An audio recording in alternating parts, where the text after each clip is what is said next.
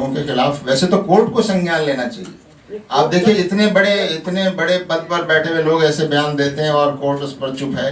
जो joint parliamentary committee बनी है उस पार्लियामेंट्री कमेटी के सामने हम अपना पूरा प्रेजेंटेशन देना चाहते हैं। जब सरकारें और एडमिनिस्ट्रेशन अपनी जिम्मेदारी अदा नहीं करती तो फिर अदालतों को, यानी ये डिटेंशन सेंटर जैसे अभी 28 लोगों का जो मामला आया है, इससे पहले भी डिटेंशन सेंटर तो बहुत पहले से लगे। आसाम का मुख्यमंत्री खुद ये कह रहे हैं कि मुसलमानों के साथ यानी व्यवहार, आर्थिक व्यवहार नहीं करना चाहिए। वो देश के जो लोकतांत्रिक देश है, बिन सांप्रदायिक देश है, वहाँ का कोई मुख्यमंत्री, चीफ मिनिस्टर अगर ये बात करता है तो इससे ज्यादा चिंताजनक क्या बात हो सकती है। आरसी की भी बात होने लगी है इसके बाद कि पूरे जी, देश जी, में जी, आरसी होनी चाहिए। देखिए कोर्ट में लोग जा भी रहे हैं, लोगों के कोशिशें भी हो रही हैं और मैं समझता हूं कि बहुत अच्छी बात है ये कि सिर्फ जमात न करे बल्कि हर समझदार नागरिक, और बल्कि सिर्फ मुसलमान क्यों करे बल्कि आम भारतीय नागरिक जो समझता है कि ये गलत हो रहा है, ऐसे लोगों के खिलाफ कानूनी कार्रवाइयाँ की जानी चाहिए।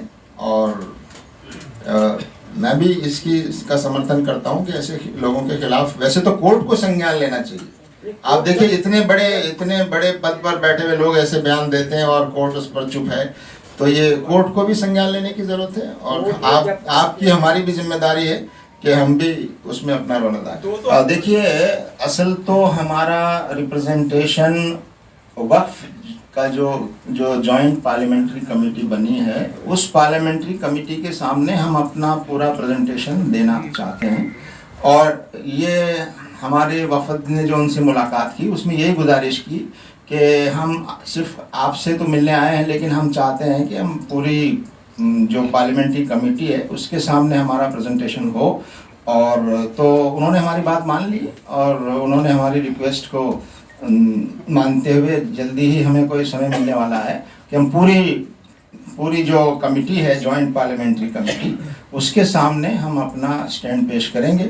और हमारा स्टैंड बराबर अपने बयानों के माध्यम से बराबर हम आपके थ्रू लोगों तक लाते रहें। तो डिटेल प्रेजेंटेशन मुमकिन है 1, 2, 3 दिन में शायद हमको वक्त मिले और हम पूरी कमेटी के सामने उसको पेश करें। हाँ, प्रोटेस्ट भी हो रहे हैं, लोग अपनी नाराज़गी का इजहार भी कर रहे हैं, FIR भी दर्ज हो रही है, लेकिन कार्रवाइयाँ नहीं हो रही है। हमारा कहना ये है कि कार्रवाइयाँ हो और अदालतें भी अपना रोल अदा करें। जब सरकारें और एडमिनिस्ट्रेशन अपनी जिम्मेदारी अदा नहीं करती तो फिर अदालतों को और आप जैसे जागरूक मीडिया कर्मियों को और आप जैसे जागरूक नागरिकों को और जोर से आवाज़ लगानी पड़ेगी। ये डिटेंशन सेंटर जैसे अभी 28 लोगों का जो मामला आया है, इससे पहले भी डिटेंशन सेंटर तो बहुत पहले से लगे हुए हैं और लोग भी वहाँ पर डिटेंशन सेंटर में यानी उनको रखा गया है।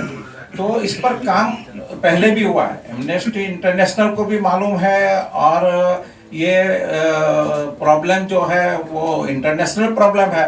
तो जमात भी इस पर काम कर रही है, दूसरे लोग भी काम कर रहे हैं और इसके खिलाफ मुसलसल ये कोशिशें हो रही हैं।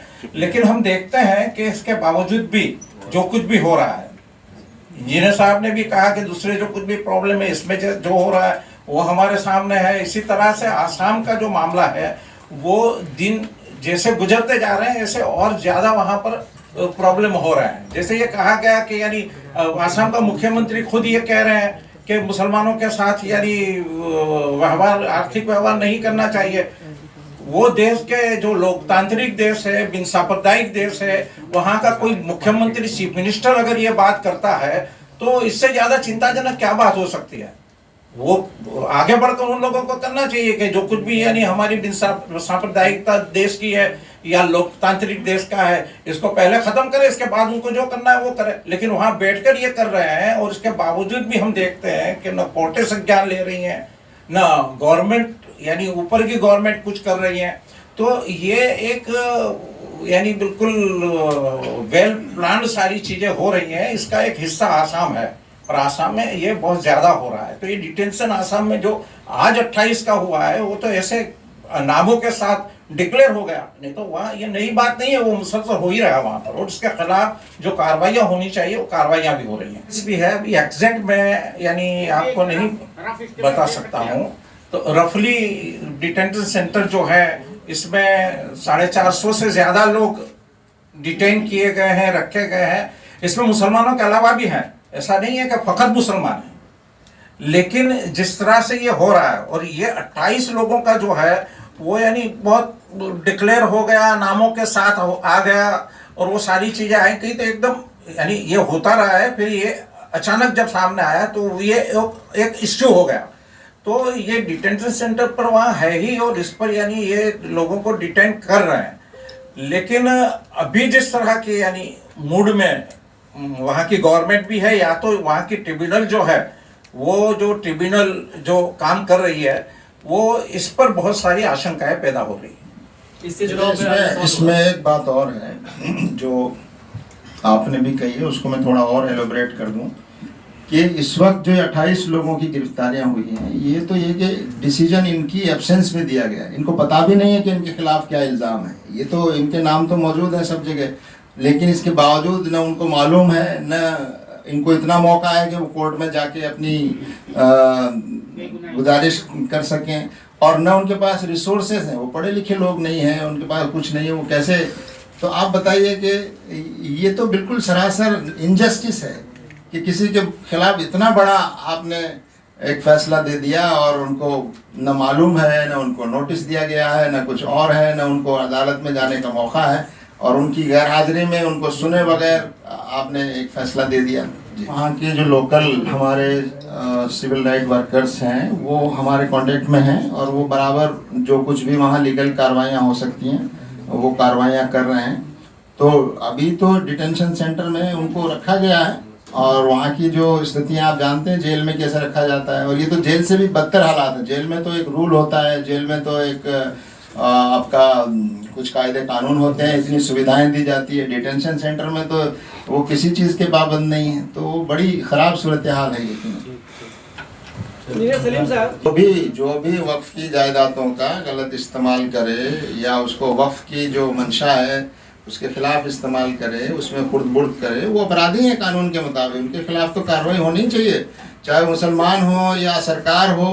बहुत सी ज़मीनों पर सरकार ने कब्जे किए हुए हैं।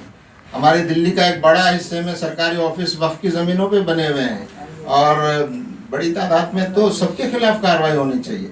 और ये बात सही है कि मुसलमानों का ये इदारा है, मुसलमानों को मैनेज करने में और इसमें बेहतरी लाने की ज़रूरत है। जो कमज़ोरियाँ, लेकिन सरकार जिस तरह से मुसलमानों का ये हक जो संविधान ने दिया है अपनी प्रॉपर्टीज़, अपने इंस्टीट्यूशंस को मैनेज करने का, वो हक छीनना चाहती है एक तरह से। तो हम ये समझते हैं कि ये जो वक्त में अमेंडमेंट जो लाया जा रहा है ये संविधान के भी खिलाफ है, माइनॉरिटी राइट्स को वायलेट करता है और मुसलमानों को कमज़ोर करता है। हुकूमत को तो चाहिए कि वो ऐसी चीज़ें करे जिससे ये और ज़्यादा एम्पावरमेंट हो और ज़्यादा उनको फ़ायदा हो, लेकिन जो कुछ है उसको भी आप छीनने की कोशिश कर रहे हैं। तो ये हम डिटेल में बताएंगे कमेटी के सामने।